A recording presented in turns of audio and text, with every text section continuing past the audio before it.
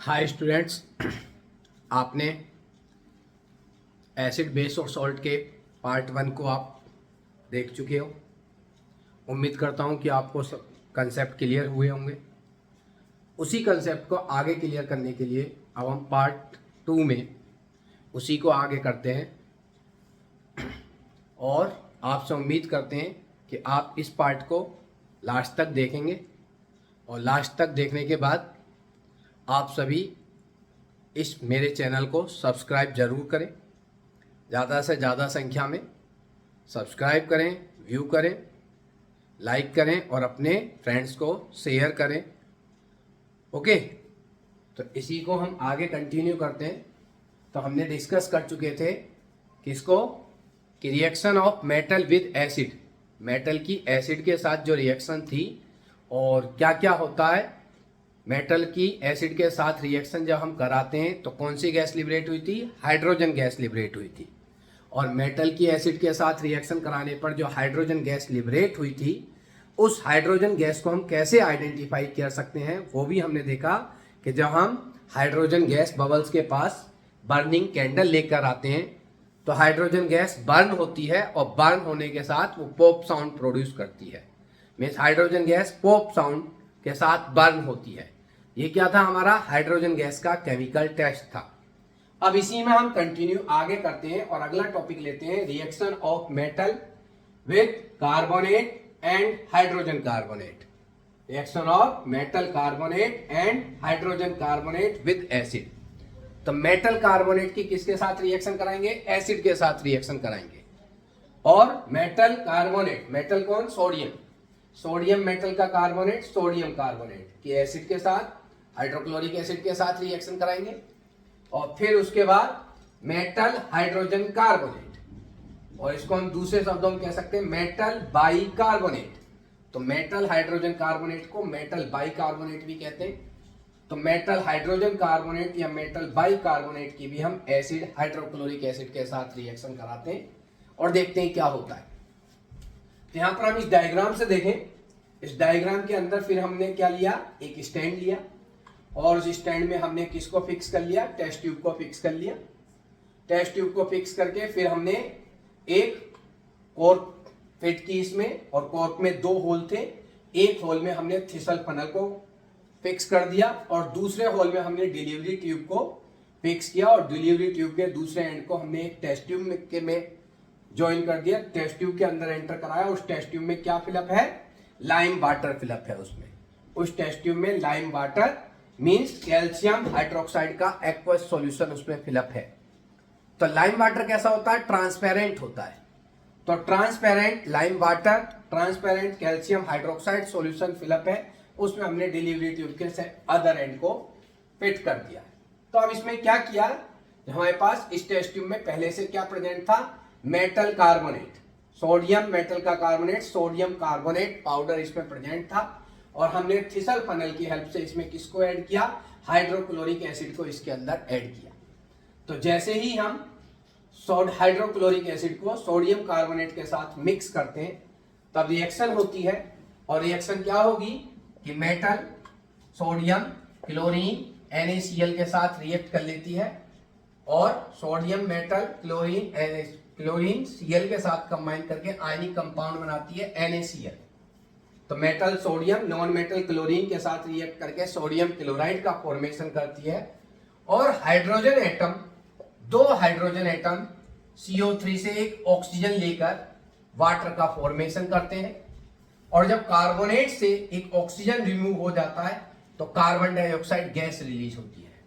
एक बार फिर देखें कि ये सोडियम मेटल का कार्बोनेट सोडियम कार्बोनेट है और इस सोडियम कार्बोनेट में हमने हाइड्रोक्लोरिक एसिड को ऐड किया। तो रिएक्शन क्या हुई कि sodium metal non metal chlorine के साथ रिएक्ट करके आयनिक कंपाउंड सोडियम क्लोराइड का फॉर्मेशन करती है। उसके साथ एसिड में प्रेजेंट हाइड्रोजन आयन एक ऑक्सीजन के साथ कंबाइन करके वाटर का फॉर्मेशन करते हैं। और जब कार्बोनेट से ऑक्सीजन रिमूव हो जाता है तो CO2 गैस प्रोड्यूस होती है और वो CO2 गैस का फॉर्मेशन होता है।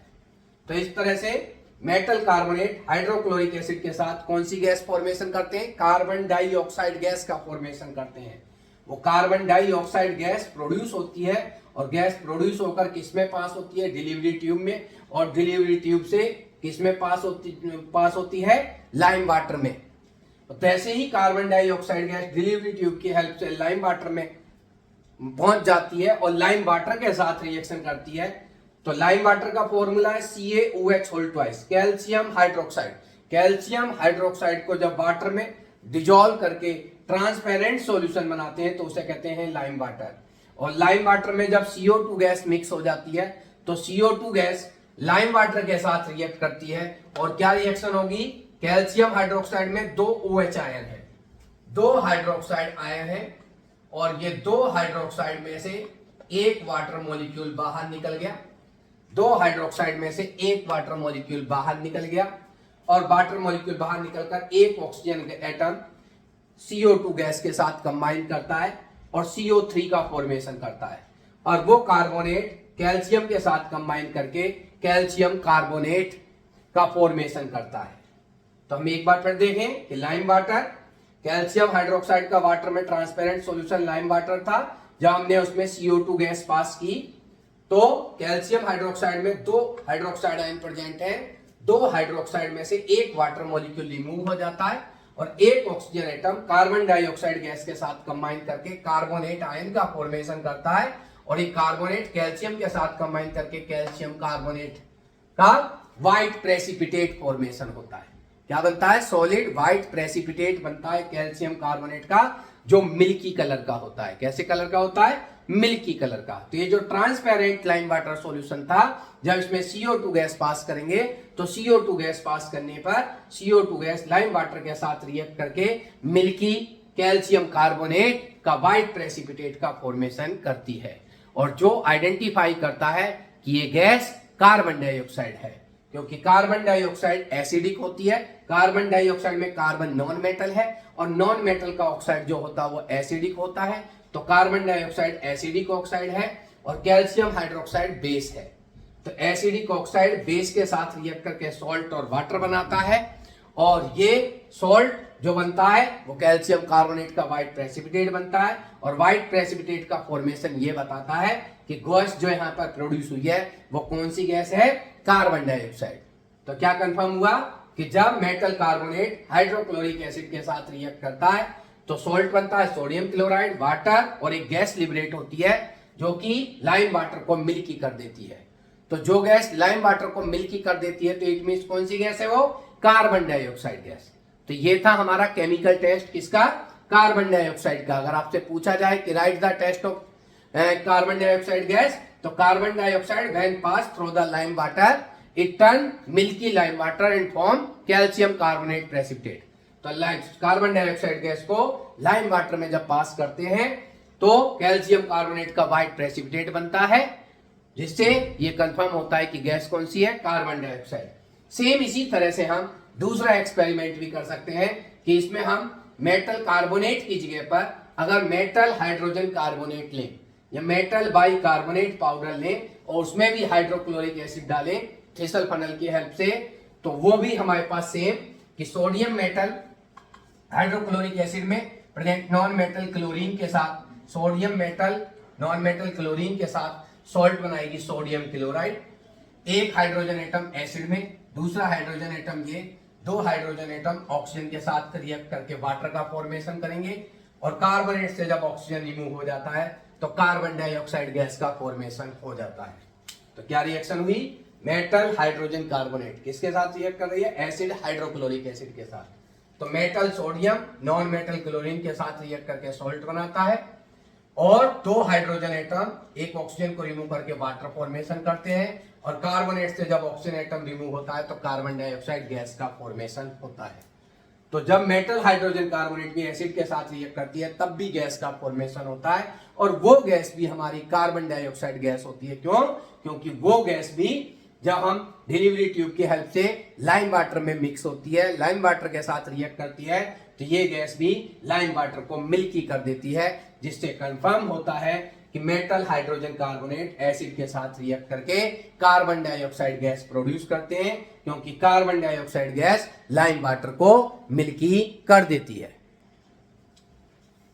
और ये अगर हम, ये तो मिल्की हो जाता है, लाइम वाटर हमारा मिल्की हो जाएगा, मगर इसमें एक बात याद रखनी है, टेस्ट तो हमारा यहीं पर खत्म, और इसी में आगे कंटिन्यू भी कर सकते हैं कि अगर हमारे पास इसी लाइम वाटर में, मिल्की लाइम वाटर में अगर CO2 गैस को हम मिल्की होने के बाद भी, जब हमारा लाइम वाटर मिल्की हो जाता है और उसके बाद भी हम CO2 गैस इसमें कंटिन्यू पास करते रहें, मिल्की होने के बाद अगर हम CO2 गैस को पास करना ना रोकें, कंटिन्यू CO2 गैस हम पास करते रहें इसमें लाइम वाटर में मिल्की होने के बाद भी, तब कैल्शियम कार्बोनेट, वाटर में dissolve calcium carbonate CO2 gas के साथ फर्दर रिएक्ट कर लेता है, और फर्दर रिएक्ट करके कौन सा कंपाउंड बनाता है, कैल्शियम हाइड्रोजन कार्बोनेट बनाता है।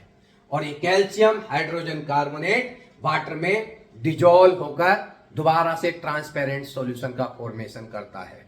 क्या बताया कि अगर जब हम CO2 गैस को लाइम वाटर में पास करेंगे तो लाइम वाटर में CO2 गैस पास करने पर लाइम वाटर क्या हो जाएगा, मिल्की हो जाएगा, और मिल्की होने के बाद भी हम CO2 गैस कंटिन्यूअस पास करते रहें, मिल्की होने के बाद CO2 गैस को पास करना बंद ना करें, कंटिन्यूअस CO2 गैस पास करते रहें लाइम वाटर में मिल्की होने के बाद भी, तो मिल्की होने पर कौन सा कंपाउंड बना था, कैल्शियम कार्बोनेट, और फिर भी हम CO2 गैस पास कर रहे हैं तो कैल्शियम कार्बोनेट और वाटर CO2 गैस के साथ फर्दर रिएक्ट कर लेता है, और CO2 गैस के साथ फर्दर रिएक्ट करके बनाता है कैल्शियम हाइड्रोजन कार्बोनेट, और कैल्शियम हाइड्रोजन कार्बोनेट वाटर में डिजोल्व हो जाता है और डिजोल्व होकर ट्रांसपेरेंट सॉल्यूशन बनाता है, मींस उसका मिल्की कलर डिसअपीयर हो जाता है। तो इस तरह से हम कार्बन डाइऑक्साइड का आइडेंटिफिकेशन क्या रहा कि फर्स्टली CO2 गैस जब लाइम वाटर में पास करते हैं तो लाइम वाटर मिल्की हो जाता है, और जब CO2 गैस एक्सिस में पास करते हैं, ज्यादा अमाउंट में पास करते हैं, तो मिल्की कलर डिसअपीयर हो जाता है और कैल्शियम हाइड्रोजन कार्बोनेट का फॉर्मेशन होता है। क्लियर? अगला टॉपिक अगर हम देखते हैं इसमें आगे, तो नेक्स्ट टॉपिक है कि हमारे पास मेटेलिक ऑक्साइड्स की एसिड के साथ रिएक्शन। मेटेलिक ऑक्साइड मींस जब मेटल ऑक्सीजन के साथ रिएक्ट कर लेती है तो उस कंपाउंड को कहते हैं मेटेलिक ऑक्साइड, मेटल का ऑक्सीजन के साथ कंपाउंड। एग्जांपल है हमारे पास CuO, copper oxide, Cu means copper metal oxygen के साथ रिएक्ट करके फॉर्मेशन करती है कॉपर ऑक्साइड का। तो ये हमारे पास मेटल ऑक्साइड, और इस मेटल ऑक्साइड की किसके साथ रिएक्शन कराई हमने, एसिड के साथ रिएक्शन कराई। तो जनरली मेटल ऑक्साइड जो होते हैं वो बेसिक ऑक्साइड होते हैं, मेटल ऑक्साइड बेसिक ऑक्साइड होते हैं, मेटल के ऑक्साइड बेसिक ऑक्साइड होते हैं, और बेसिक ऑक्साइड किसके साथ रिएक्ट कर लेते हैं, एसिड के साथ रिएक्ट कर लेते हैं, और एसिड के साथ रिएक्ट करके सॉल्ट और वाटर का फॉर्मेशन करते हैं। हमने फर्स्ट चैप्टर में आपको पढ़ाया न्यूट्रलाइजेशन रिएक्शन। न्यूट्रलाइजेशन रिएक्शन में एसिड बेस के साथ रिएक्ट करता है और सॉल्ट और वाटर बनाता है। तो सेम यही कंसेप्ट यहाँ पर है कि कॉपर कौन, मेटल, और मेटल के ऑक्साइड जो होते हैं वो कैसे होते हैं, बेसिक ऑक्साइड होते हैं, और मेटल के ऑक्साइड बेसिक ऑक्साइड हैं, इसलिए वो एसिड के साथ रिएक्ट करते हैं, और एसिड के साथ रिएक्ट करके सॉल्ट और वाटर का फॉर्मेशन करते हैं, न्यूट्रलाइजेशन रिएक्शन देते हैं। तो यहाँ पर क्या होगा, सॉल्ट कैसे बनेगा, तो ये कॉपर मेटल और एसिड में प्रेजेंट नॉन मेटल, तो metal copper non metal chlorine के साथ रिएक्ट करके कंपाउंड बनाता है, सॉल्ट बनाता है कॉपर क्लोराइड। तो मेटल ऑक्साइड में मेटल कौन थी, कॉपर मेटल, और इस एसिड में नॉन मेटल कौन है, क्लोरीन। तो metal copper non metal chlorine के साथ रिएक्ट करके सॉल्ट बनाएगा कॉपर क्लोराइड, और एसिड में प्रेजेंट हाइड्रोजन ऑक्सीजन के साथ रिएक्ट करके वाटर बनाते हैं। तो इस तरह से मेटल ऑक्साइड जो कि बेसिक ऑक्साइड होता है वह एसिड के साथ रिएक्ट करता है और सॉल्ट और वाटर बनाता है। और कौन, ध्यान रखो एक बार कि मेटल ऑक्साइड में प्रेजेंट मेटल एसिड में प्रेजेंट नॉन मेटल के साथ रिएक्ट करेगा, सॉल्ट बनाएगा, और एसिड से प्रोड्यूस हाइड्रोजन मेटल के ऑक्सीजन के साथ रिएक्ट करके वाटर का फॉर्मेशन करते हैं। सेम इसी तरह से आगे चलते हैं, reaction of non metallic oxide with base. तो नॉन मेटल के जो ऑक्साइड होते हैं वो नॉन मेटल के ऑक्साइड एसिडिक होते हैं, नॉन मेटल के ऑक्साइड एसिडिक ऑक्साइड होते हैं। मेटल ऑक्साइड बेसिक ऑक्साइड होते हैं, और non metal, carbon non metal है, और नॉन मेटल के ऑक्साइड जो होते हैं वो एसिडिक ऑक्साइड होते हैं। तो एसिडिक ऑक्साइड किसके साथ रिएक्ट कर लेते हैं, बेस के साथ रिएक्ट कर लेते हैं। एसिडिक ऑक्साइड बेस के साथ रिएक्ट करते हैं और न्यूट्रलाइजेशन रिएक्शन देते हैं। तो ये नॉन मेटल का ऑक्साइड है, नॉन मेटल का ऑक्साइड है तो ये एसिडिक ऑक्साइड है, और एसिडिक ऑक्साइड होगा तो ये बेस के साथ रिएक्ट करेगा और रिएक्ट करके सॉल्ट और वाटर का फॉर्मेशन करता है। तो सेम इसी तरह एसिड ये हो गया और ये बेस हो गया, तो कैसे रिएक्ट करेगा मैंने आपको बताया। बेस में 2 OH आयन है और 2 हाइड्रोक्साइड आयन में से एक वाटर रिमूव हो जाएगा।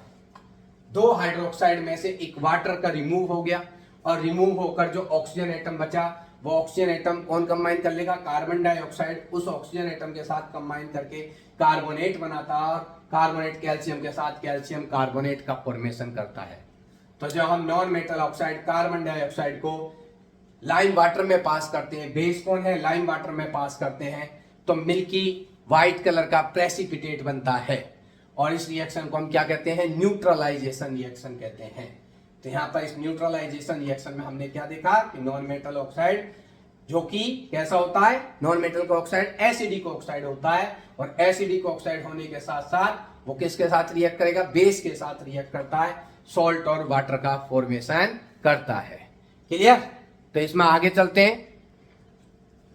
तो आगे हम सभी मेटल और नॉन मेटल के ऑक्साइड को स्टडी करते हैं कि मेटल और नॉन मेटल के ऑक्साइड जो होते हैं उन ऑक्साइड्स को हम 4 कैटेगरी में डिवाइड कर देते हैं। मेटल और नॉन मेटल के ऑक्साइड को 4 कैटेगरी में डिवाइड कर देते हैं। पहली कैटेगरी आती है बेसिक ऑक्साइड, दूसरी आती है एसिडिक ऑक्साइड, तीसरी आती है एम्फोटेरिक ऑक्साइड, चौथी आती है न्यूट्रल ऑक्साइड। तो इन चारों को हम डिस्कस करेंगे। तो सबसे पहले हम ऑक्साइड किसको कहते हैं, एक लाइन की डेफिनेशन देखें, ऑक्साइड किसको कहेंगे। Binary compound of oxygen are known as oxide. Binary means जब किसी कंपाउंड में 2 एलिमेंट प्रेजेंट हो, जब किसी कंपाउंड में 2 एलिमेंट प्रेजेंट होते हैं तो उसे कहते हैं बाइनरी कंपाउंड। तो 2 कंपाउंड में से एक एलिमेंट तो कौन, 2 एलिमेंट में से एक एलिमेंट तो कौन है, ऑक्सीजन। ऑक्सीजन के साथ दूसरा एलिमेंट कौन होगा, मेटल या नॉन मेटल। तो जब कोई मेटल या नॉन मेटल ऑक्सीजन के साथ रिएक्ट करके कंपाउंड बनाता है तो उस कंपाउंड को कहेंगे ऑक्साइड। कोई भी मेटल ऑक्सीजन के साथ रिएक्ट करके कंपाउंड बनाती है तो उसे मेटल ऑक्साइड कहेंगे, कोई नॉन मेटल ऑक्सीजन के साथ रिएक्ट करके कंपाउंड बनाती है तो उसे नॉन मेटल ऑक्साइड कहेंगे। तो जब कोई एलिमेंट ऑक्सीजन के साथ रिएक्ट करके कंपाउंड बनाता है तो उसे क्या कहते हैं, ऑक्साइड। अब ऑक्साइड कितने कैटेगरी में आते हैं, 4 कैटेगरी में। पहली कैटेगरी कौन सी, बेसिक ऑक्साइड। बेसिक ऑक्साइड कौन होंगे, तो ध्यान दें, जब मेटल ऑक्सीजन के साथ रिएक्ट करती है और मेटल ऑक्साइड का फॉर्मेशन करती है तो मेटल ऑक्साइड कौन से ऑक्साइड होते हैं, बेसिक ऑक्साइड होते हैं। तो मेटल ऑक्साइड बेसिक ऑक्साइड होते हैं। क्वेश्चन आ जाता है कि जी किस बेस पर हम कहेंगे मेटल ऑक्साइड बेसिक ऑक्साइड क्यों होते हैं। तो फर्स्ट रीजन ये कि जो मेटल ऑक्साइड होते हैं वो एसिड के साथ रिएक्ट करके सॉल्ट और वाटर बनाते हैं। मींस मेटल ऑक्साइड एसिड के साथ रिएक्ट करके न्यूट्रलाइजेशन रिएक्शन देते हैं। न्यूट्रलाइजेशन में क्या कि एक एसिड बेस के साथ रिएक्ट करेगा, सॉल्ट और वाटर बनाएगा। तो एसिड कौन, हाइड्रोक्लोरिक एसिड हो गया एसिड, और एसिड के साथ रिएक्ट करके क्या बनना है, सॉल्ट और वाटर फॉर्म कर रहा है। तो न्यूट्रलाइजेशन रिएक्शन में सॉल्ट और वाटर कौन बनाते हैं, एसिड और बेस। तो हाइड्रोक्लोरिक एसिड है तो मेटल ऑक्साइड कौन हो गया, बेस। तो हमें ध्यान देना है कि जो मेटल के जो ऑक्साइड्स होते हैं वो मेटल के ऑक्साइड बेस होते हैं। कौन होते हैं, बेसिक ऑक्साइड होते हैं। मेटल के ऑक्साइड बेसिक ऑक्साइड होते हैं, इसलिए वो एसिड के साथ रिएक्ट करके सॉल्ट और वाटर बनाते हैं। तो अभी हमने डिस्कस किया मेटल ऑक्साइड में कौन, मेटल एसिड में प्रेजेंट नॉन मेटल के साथ रिएक्ट करके सॉल्ट बनाएगा और एसिड से प्रोड्यूस हाइड्रोजन ऑक्सीजन के साथ वाटर बनाएगा।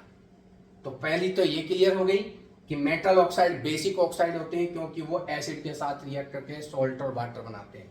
सेकंड थिंग, और किस बेस पर कह सकते हैं, सेकंड प्रॉपर्टी है कि जो मेटल ऑक्साइड्स होते हैं उनको अगर वाटर में डिजोल्व कर दें तो मेटल ऑक्साइड वाटर में डिजोल्व होकर बेस का फॉर्मेशन करते हैं, एल्केली का फॉर्मेशन करते हैं। एल्केली कौन होते हैं, एल्केली वो बेस होते हैं, वो स्ट्रॉन्ग बेस होते हैं जो वाटर में डिजोल्व करने पर OH निगेटिव आयन देते हैं, जो वाटर में कंप्लीटली डिजोल्व हो जाते हैं और कंप्लीटली डिजोल्व होकर OH निगेटिव आयन प्रोड्यूस करते हैं। उन बेस को कहते हैं एल्केली।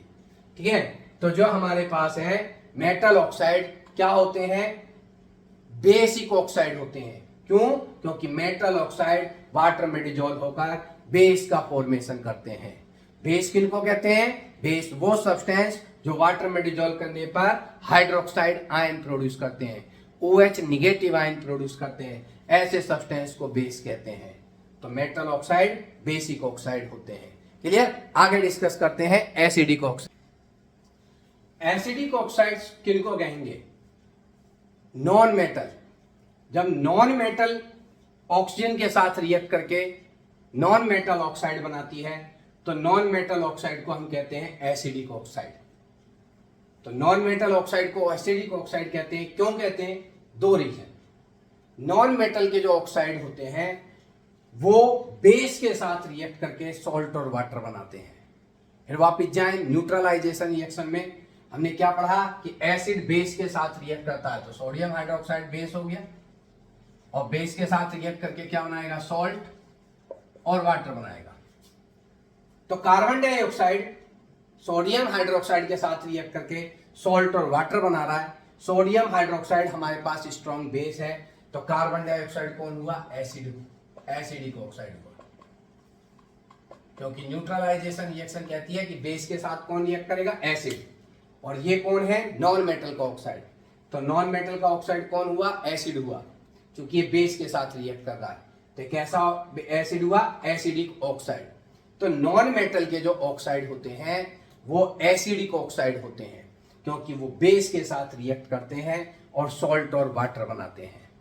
तो non metal oxide acidic oxide हो गए, तो सॉल्ट बनाएंगे और वाटर। और दूसरी प्रॉपर्टी कि नॉन मेटल के ऑक्साइड एसिड क्यों कहते हैं? दूसरी प्रॉपर्टी कि नॉन मेटल के ऑक्साइड को अगर वाटर में डिजोल्व कर दें तो नॉन मेटल के ऑक्साइड वाटर में डिजोल्व होकर एसिड बनाते हैं। फॉर एग्जांपल नॉन मेटल का oxide carbon dioxide. Carbon dioxide को जब वाटर में डिजोल्व करते हैं तब एसिड बनता है H2CO3, जिसका नाम क्या है? Carbonic acid. ये कार्बोनिक एसिड जिसमें जो सॉफ्ट ड्रिंक होती हैं, कोल्ड ड्रिंक होती हैं, सोडा वाटर की बोतल होती है, उसमें जो हमारा एसिड प्रेजेंट होता है वो कार्बोनिक एसिड प्रेजेंट होता है। कब बनता है वो? जब कार्बन डाइऑक्साइड गैस को वाटर में डिजोल्व करते हैं। तो क्योंकि कार्बन डाइऑक्साइड वाटर में डिजोल्व होकर एसिड फॉर्मेशन कर रहा है, इसलिए कार्बन डाइऑक्साइड कौन हुआ? नॉन मेटल ऑक्साइड है। और नॉन मेटल ऑक्साइड कौन हुआ? एसिडिक ऑक्साइड हुआ। एसिडिक ऑक्साइड क्यों? क्योंकि ये वाटर में डिजोल्व होकर एसिड बना रहा है, इसलिए कार्बन डाइऑक्साइड नॉन मेटल का ऑक्साइड एसिडिक ऑक्साइड हो गया। क्लियर? आगे देखते हैं एम्फोटेरिक ऑक्साइड। तो एम्फोटेरिक ऑक्साइड कौन किसको कहते हैं? हम डिस्कस कर चुके बेसिक ऑक्साइड, हम डिस्कस कर चुके एसिडिक ऑक्साइड। थर्ड है एम्फोटेरिक ऑक्साइड। तो एम्फोटेरिक ऑक्साइड हम किनको कहेंगे? Those oxide which react with acid as well as base are known as amphoteric oxide.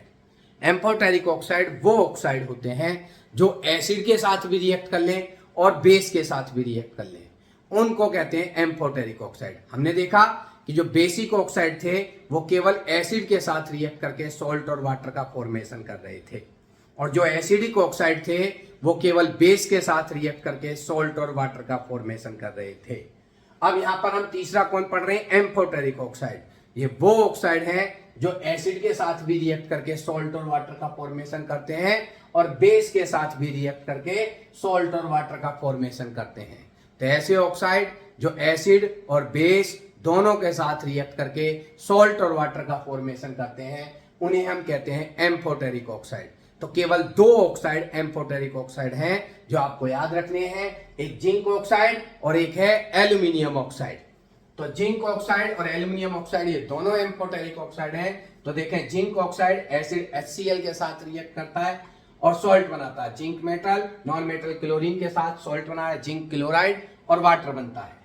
Same इसी तरह जिंक ऑक्साइड सोडियम हाइड्रोक्साइड के साथ रिएक्ट करता है और क्या करेगा कि एक सोडियम हाइड्रोक्साइड से एक हाइड्रोजन और दो मॉलिक्यूल से दो हाइड्रोजन इसके ऑक्सीजन के साथ वाटर बना जाएंगे और जिंक एटम कंबाइन करके Na2ZnO2 सोडियम जिंकेट बनाता है। क्या बनाता है? Sodium zincate. सॉल्ट बना सोडियम जिंकेट और वाटर।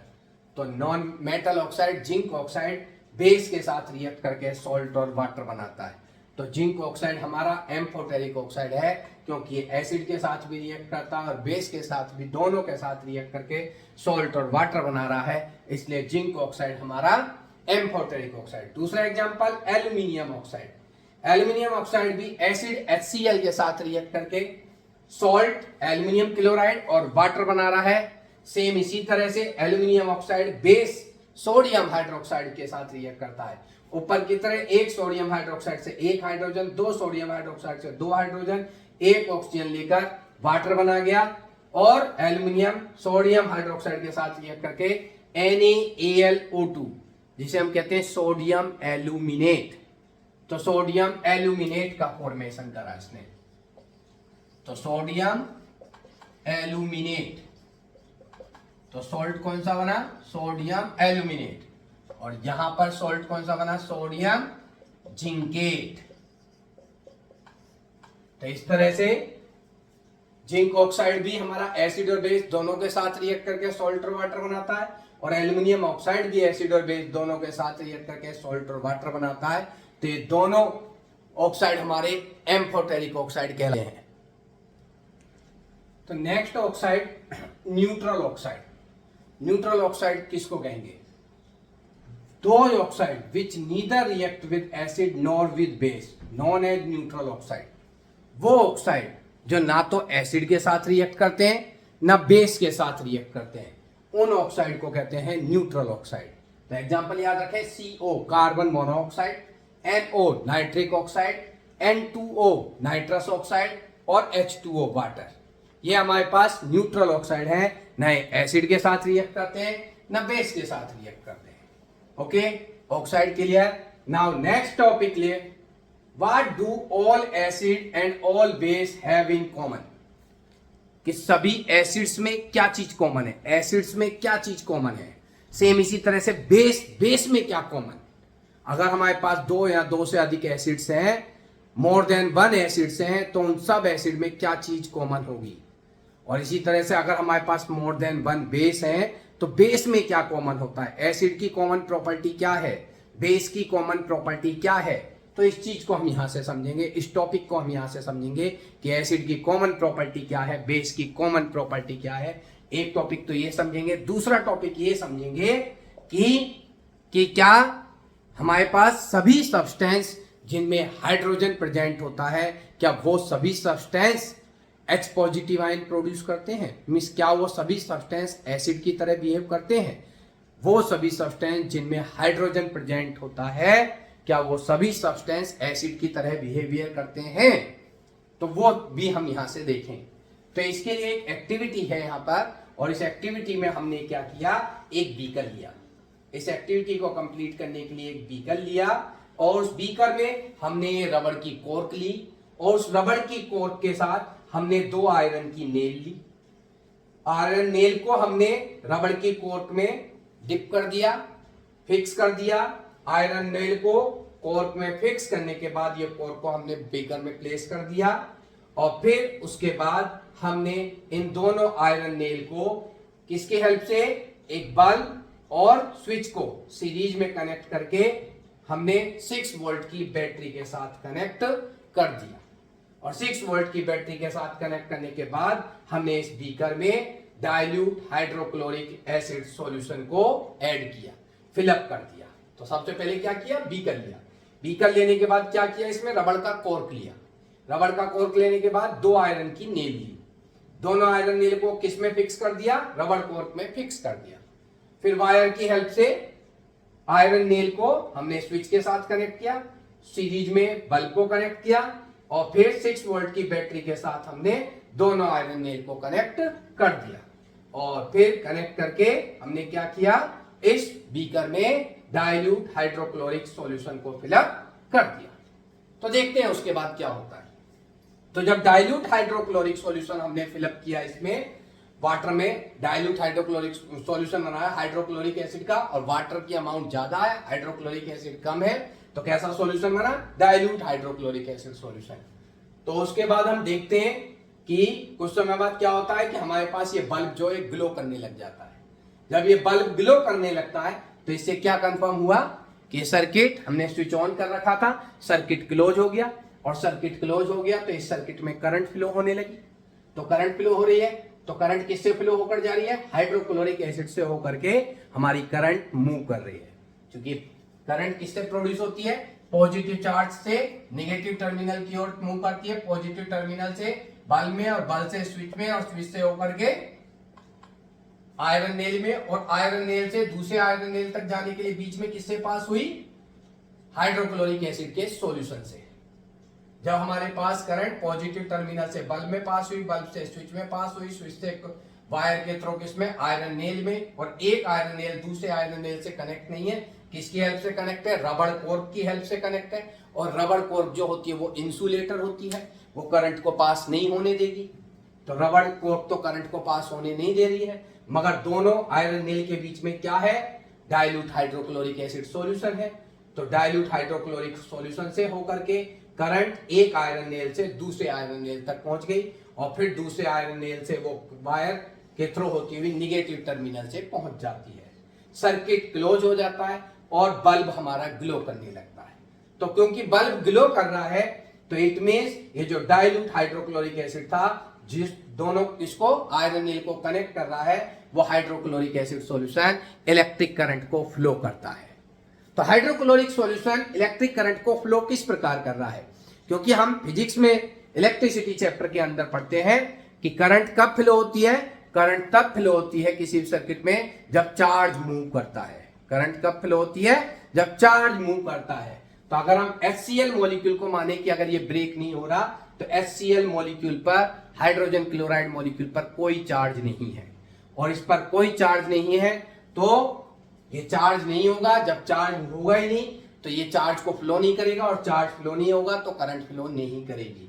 तो HCl मॉलिक्यूल को अगर हम माने कि HCl आयन में ब्रेक नहीं होता है, तो इस पर कोई चार्ज भी नहीं है, तो इसको करंट फ्लो नहीं करनी चाहिए, और करंट फ्लो नहीं करनी चाहिए तो करंट एक आयरन नेल से दूसरे आयरन नेल तक पास नहीं होगी, और बल्ब ग्लो नहीं करेगा। मगर बल्ब ग्लो कर रहा है, it means hydrochloric acid solution current को फ्लो कर रहा है। It means hydrochloric acid solution को जब वाटर में सॉल्यूशन बनाया हाइड्रोजन क्लोराइड का, तो हाइड्रोजन क्लोराइड वाटर में डिसॉल्व करने पर आयन में ब्रेक हो जाता है। हाइड्रोजन आयन और क्लोराइड आयन प्रोड्यूस करता है, और हाइड्रोजन आयन और क्लोराइड आयन प्रोड्यूस करता है तो इन पर चार्ज है, हाइड्रोजन पर 1 पॉजिटिव, क्लोराइड पर 1 नेगेटिव, तो चार्ज प्रोड्यूस होंगे, और उन चार्ज की हेल्प से जो करंट है वो एक आयरन नेल से दूसरे आयरन नेल तक ट्रांसफर हो जाती है। तो इससे मालूम पड़ा कि हाइड्रोजन क्लोराइड वाटर में डिसॉल्व करने पर आयन में ब्रेक करता है, और आयन में ब्रेक होकर हाइड्रोजन आयन और क्लोराइड आयन प्रोड्यूस करता है, जो सर्किट को क्लोज करते हैं और करंट को फ्लो करते हैं। इसी तरह से अगर हम हाइड्रोक्लोरिक एसिड की जगह दूसरा एसिड लें, सल्फ्यूरिक एसिड का वाटर में सॉल्यूशन भी फिलअप कर लेते हैं, तब भी इलेक्ट्रिक करंट फ्लो होती है और बल्ब ग्लो करता है। क्यों? क्योंकि सल्फ्यूरिक एसिड भी वाटर में डिसॉल्व करने पर आयन में ब्रेक हो जाता है, हाइड्रोजन आयन प्रोड्यूस करता है और सल्फेट आयन प्रोड्यूस करता है। आयन प्रोड्यूस होंगे तो आयंस के थ्रू चार्ज एक आयरन नेल से दूसरे आयरन नेल तक चार्ज ट्रांसफर होगा और करंट फ्लो होगी। इसी तरह अगर हम नाइट्रिक एसिड का वाटर में सॉल्यूशन लेते हैं तो नाइट्रिक एसिड भी वाटर में डिसॉल्व करने पर हाइड्रोजन आयन और नाइट्रेट आयन प्रोड्यूस करेगा। आयन प्रोड्यूस करेगा और आयंस के थ्रू चार्ज मूव करेगा, सर्किट क्लोज हो जाएगा, बल्ब ग्लो करेगा। और सेम इसी तरह अगर हम एसिटिक एसिड का वाटर में सॉल्यूशन लेते हैं तो एसिटिक एसिड भी वाटर में डिसॉल्व करने पर एसीटेट आयन और हाइड्रोजन आयन प्रोड्यूस करता है। ठीक है, तो इस तरह से हमने देखा कि हम कोई भी सब्सटेंस, ऐसा सब्सटेंस जो वाटर में डिसॉल्व करने पर क्या किसमें प्रोड्यूस ब्रेक हो जाता है? आयन में। पॉजिटिव चार्ज और निगेटिव चार्ज आयन में ब्रेक हो जाता है। पॉजिटिव चार्ज और नेगेटिव चार्ज आयन प्रोड्यूस करता है। उस सब्सटेंस का सॉल्यूशन अगर हम इस बीकर में फिलअप करेंगे तो सर्किट क्लोज हो जाएगा, बल्ब ग्लो करेगा, मींस वो चार्ज को, इलेक्ट्रिक करंट को फ्लो करेगा। तो यहां पर हमने देखा, मगर इसी की जगह अगर हम इन सॉल्यूशन की जगह अगर हम किसको फिलअप करते हैं? इथेनॉल, अल्कोहल इथेनॉल का सॉल्यूशन वाटर में, इथेनॉल को इसमें फिलअप करते हैं, इथेनॉल को फिलअप करें या इसकी जगह हम किसको फिलअप करते हैं, ग्लूकोज, ग्लूकोज का वाटर में सॉल्यूशन बना करके हम इसमें फिलअप करें, या ग्लूकोज की जगह सुक्रोज, सुक्रोज का वाटर में सॉल्यूशन बनाकर इसमें फिलअप करें, तो हम पाएंगे कि तब बल्ब ग्लो नहीं करेगा, करंट फ्लो नहीं करती। ठीक है, तो हम यहां से क्या देखते हैं कि एसिड्स का वाटर में सॉल्यूशन बनाया तब तो करंट फ्लो हो रही है, मगर इथेनॉल या ग्लूकोज या सुक्रोज का वाटर में सॉल्यूशन बनाते हैं तब करंट फ्लो नहीं होती। इसका मतलब इथेनॉल, ग्लूकोज और सुक्रोज वाटर में डिजोल्व करने पर हाइड्रोजन आयन प्रोड्यूस नहीं करते हैं। जब हाइड्रोजन आयन प्रोड्यूस नहीं करते तो वो आयन में ब्रेक नहीं होते और आयंस प्रोड्यूस नहीं होंगे तो करंट फ्लो नहीं होगी। तो यहां से क्या क्लियर हुआ कि एसिड्स का वाटर में सॉल्यूशन बनाए तो एसिड्स हाइड्रोजन आयन और नेगेटिव चार्ज आयन तो हमने यहां से ये चीज देखी कि जब कोई एसिड है, एसिड को वाटर में डिजोल्व करते हैं तो एसिड वाटर में डिजोल्व करने पर आयन में ब्रेक हो जाता है और हाइड्रोजन आयन प्रोड्यूस करता है। हाइड्रोक्लोरिक एसिड को वाटर में डिजोल्व करा, वाटर में डिजोल्व करने पर हाइड्रोजन आयन और क्लोराइड आयन प्रोड्यूस करा। सल्फ्यूरिक एसिड वाटर में डिजोल्व करने पर हाइड्रोजन आयन और सल्फेट आयन प्रोड्यूस करता है। नाइट्रिक एसिड वाटर में डिजोल्व करने पर हाइड्रोजन आयन और नाइट्रेट आयन प्रोड्यूस करता है। एसिटिक एसिड वाटर में डिजोल्व करने पर एसीटेट आयन और हाइड्रोजन आयन प्रोड्यूस करता है। तो एसिड को जब वाटर में डिजोल्व करते हैं तो वाटर में डिजोल्व करने पर वह हाइड्रोजन आयन प्रोड्यूस करता है और नेगेटिव चार्ज एनायन प्रोड्यूस करता है।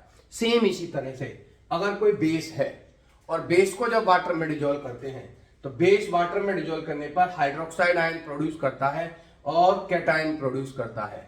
सोडियम हाइड्रोक्साइड वाटर में डिजोल्व करने पर सोडियम आयन प्रोड्यूस करता है और हाइड्रोक्साइड आयन प्रोड्यूस करता है। कैल्शियम हाइड्रोक्साइड वाटर में डिजोल्व करने पर कैल्शियम आयन प्रोड्यूस करता है, हाइड्रोक्साइड आयन प्रोड्यूस करता है। तो सभी बेस वाटर में डिजोल्व करने पर हाइड्रोक्साइड आयन प्रोड्यूस करते हैं और कैटायन प्रोड्यूस करते हैं। जबकि जो सॉल्ट होते हैं, सॉल्ट वाटर में डिजोल्व करने पर ना हाइड्रोजन आयन प्रोड्यूस करते ना हाइड्रोक्साइड आयन प्रोड्यूस करते, मगर वो पॉजिटिव चार्ज कैटायन और नेगेटिव चार्ज एनायन में ब्रेक हो जाते हैं। सॉल्ट सोडियम क्लोराइड वाटर में डिजोल्व करने पर cation sodium ion, anion chloride ion produce कर रहा है। मैग्नीशियम क्लोराइड भी सॉल्ट है, वो वाटर में डिजोल्व करने पर कैटायन मैग्नीशियम आयन और एनायन क्लोराइड आयन प्रोड्यूस करता है। तो क्या क्या चीज क्लियर हुई कि एसिड वाटर में डिजोल्व करने पर हाइड्रोजन आयन प्रोड्यूस करता है और एनायन प्रोड्यूस करता है। बेस वाटर में डिजोल्व करने पर हाइड्रोक्साइड आयन प्रोड्यूस करता है और कैटायन प्रोड्यूस करता है।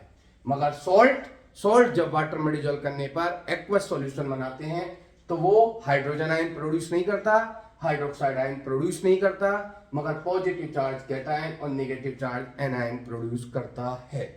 और ये एसिड, बेस और सॉल्ट तीनों के तीनों वाटर में डिजोल्व करने पर पॉजिटिव चार्ज और नेगेटिव चार्ज आयन प्रोड्यूस कर रहे हैं। इसलिए जब इनका एक्वस सॉल्यूशन हम बीकर में लेंगे तो आयन प्रोड्यूस होंगे, और आयन प्रोड्यूस होंगे तो आयंस के थ्रू चार्ज एक आयरन नेल से दूसरे आयरन नेल तक चार्ज ट्रांसफर होता है और चार्ज के फॉर्म में इलेक्ट्रिक करंट एक आयरन नेल से दूसरे आयरन नेल तक इलेक्ट्रिक करंट फ्लो होती है।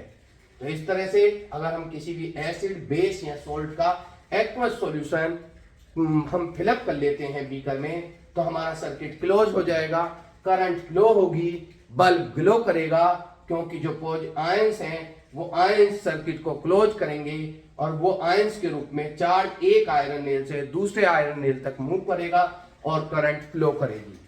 अब इसकी जगह पर एक एक्सेप्शन हम ध्यान से समझ लें, इथेनॉल। इथेनॉल अगर हम देखते हैं तो, और इसके जगह अगर हम कुछ ऐसे सब्सटेंस देखें, इथेनॉल का formula CH3CH2OH। Ammonia, ethanol liquid form में पाया जाता है और उसका formula CH3CH2OH means liquid ethanol में हाइड्रोजन एटम प्रेजेंट है। लिक्विड अमोनिया में भी हाइड्रोजन एटम प्रेजेंट है। ग्लूकोज में भी हाइड्रोजन एटम प्रेजेंट है।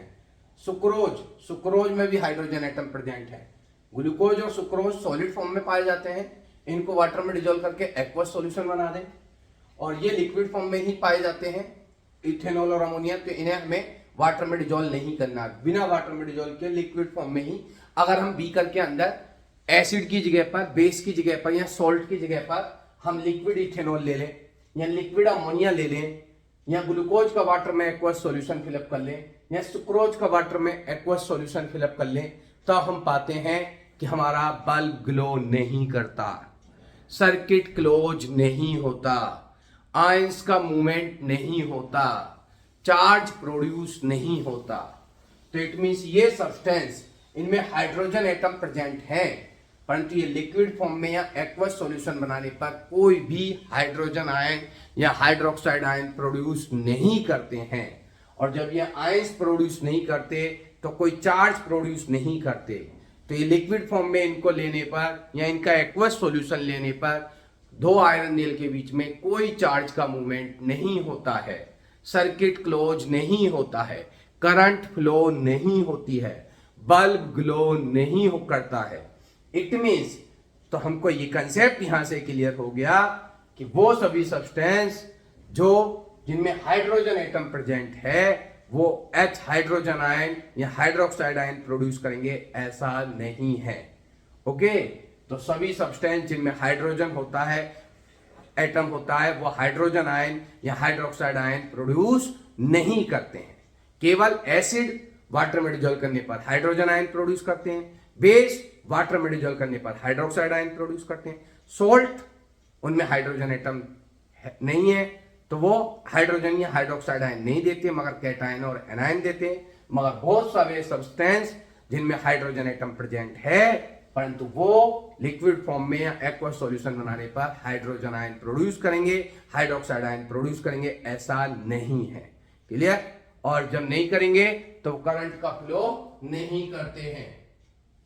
तो इस तरह से हमारे पास ये टॉपिक हमारा यहां तक समझ में आ गया पूरा। तो इससे आगे हमारे पास अगला ये इसमें एक्टिविटी से हमने क्या समझा कि एक तो करंट को फ्लो करने के लिए क्या जरूरी है, चार्ज का मूव करना जरूरी है। और चार्ज कौन मूव करता है? ऐसे सब्सटेंस जो पॉजिटिव चार्ज या नेगेटिव चार्ज आयन प्रोड्यूस करते हैं, वो सभी सब्सटेंस चार्ज प्रोड्यूस करते हैं और इलेक्ट्रिक करंट को फ्लो करते हैं। क्लियर?